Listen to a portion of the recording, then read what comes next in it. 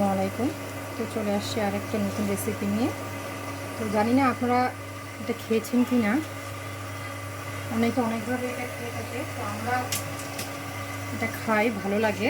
এটা হচ্ছে কচু। তো দেখতে পাচ্ছেন কচু পাতাগুলো, কিন্তু এটা কচু হলেও কচুর কিন্তু বিভিন্ন কোয়ালিটি আছে। আর এটাকে বলা হয় আপনার দুধ কচু, আমাদের আঞ্চলিক ভাষায় এটা দুধ কচু বলে।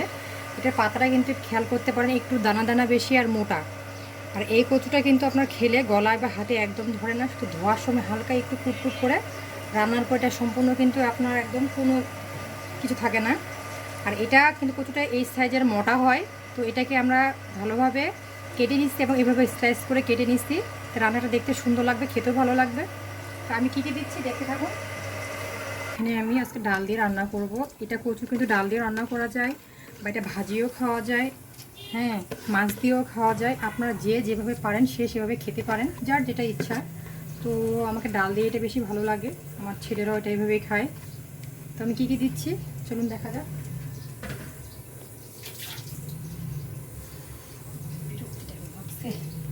লবণ দিয়ে নিলাম। লবণটা আমি খুব বেশি দিব না, পরে টেস্ট করে নিব।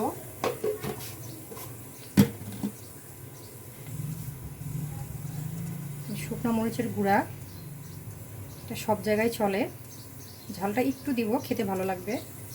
যে হলুদটা অবশ্যই একটু বেশি দিব, কারণ শাকে কিন্তু হলুদের পরিমাণটা একটু হলেও বেশি লাগে। এটা আমার কথা না, এটা আপনার হচ্ছে যারা রেস্টুরেন্টে কাজ করে বা বড় বড় শেফরা আছে তাদের কাছ থেকে আপনারা জানতে পারেন। এটা ধনিয়ার গুঁড়া, এটা আমার বেশ ভালো লাগে তরকারিতে দিলে। কাঁচামরিচ প্লাস টমেটো দিয়ে দিলাম। টমেটোটা দিলেও হয়, না দিলে হয়, আমি অপশনালভাবে দিয়ে দিলাম, কাটা ছিল। আর পেঁয়াজটা কিন্তু অবশ্যই একটু বেশি লাগবে। অনেকগুলো হয়ে গেলো, এটা এখন আমি হাতে মাখবো ভালোভাবে। সে আদা রসুন এতটুকুই দিলাম, আর একটু দিলাম। তোমরা মোটামুটি সব কিছুই দেওয়া শেষ। এখানে আমি একটু দেখুন, এই যে সরিষার তেল, এটা একটু দিব। কচু শাকে ভালো লাগে। কচু শাকের মেন ইনগ্রিডিয়েন্টস হচ্ছে আপনার সরিষার তেল। আর একটু আমি এই যে সয়াবিন তেলটাও অ্যাড করলাম, সাদা তেল যেটা। তেলটা কিন্তু একটু অবশ্যই বেশি দিবেন, যখন একটু পোড়া পোড়া হয়ে বের হবে তেলটা ভালো লাগে খেতে। এখানে আমি যে জিরার গুঁড়াটাও দিয়ে দিলাম, প্রথমে খেয়াল ছিল না।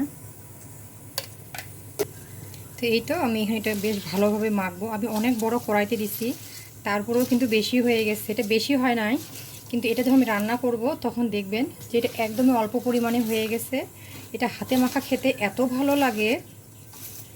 তো আমি মাখতে থাকি, আপনারা দেখতে থাকুন। তো এই তো আমি একদম তল উপরটা সুন্দরভাবে মেখে নিছি। মাখার সময় একটু কষ্ট হবে, পরে দেখবেন যে যখন আবার চুপসে যাবে তখন স্বাভাবিকভাবে মাখতে পারতেছেন। তো এটাতে আমি পানি খুব কম পরিমাণে অ্যাড করব, কারণ কচু শাক এমনি থেকে পানি বের হয় আর কচু থেকে। তো আমি শুধু এখানে হাতটা মেখে দিব। তো এই যে মোটামুটি আমার মাখা শেষ, আর মাখতে হবে না, আমি সব দিয়ে দিছি। এই তো শুধু জাস্ট আমি হাতটা এখানে মেখে দিলাম, হাতটা আমার যে মশলাটা মাখছি ওইটাই।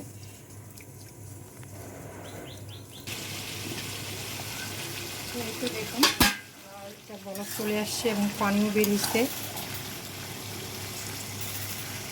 এখন আপনারা যারা রান্না করবেন, যদি পানি বের হয় পানিটা সুন্দর করে শুকায় নিয়ে নাড়াচাড়া করে নেবেন। আর যদি পানি বের না হয় তাহলে একটু পানি অ্যাড করবেন। ডালটা সিদ্ধ হতে বাকি আছে।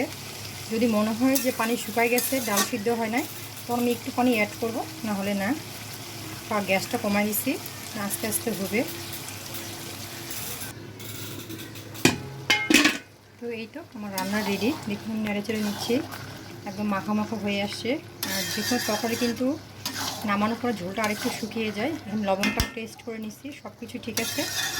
তো এটা আমি এখন পরিবেশন করে নেব। তো এই তো আমার তরকারি পরিবেশন করে হয়ে গেল। তা আপনারা অবশ্যই বাসায় এইভাবে ট্রাই করে দেখবেন। আর এটা কিন্তু অনেক মজাদার, অনেক পুষ্টিদায়ক খাবার। তো আমার ভিডিওটি যদি ভালো লেগে থাকে অবশ্যই লাইক কমেন্ট শেয়ার করে দেবেন। আর আমার ইউটিউব চ্যানেল নেকমরদ নিপা আক্তার অবশ্যই সাবস্ক্রাইব করে দেবেন আমার প্রত্যেকটা ভিডিও পেতে হলে।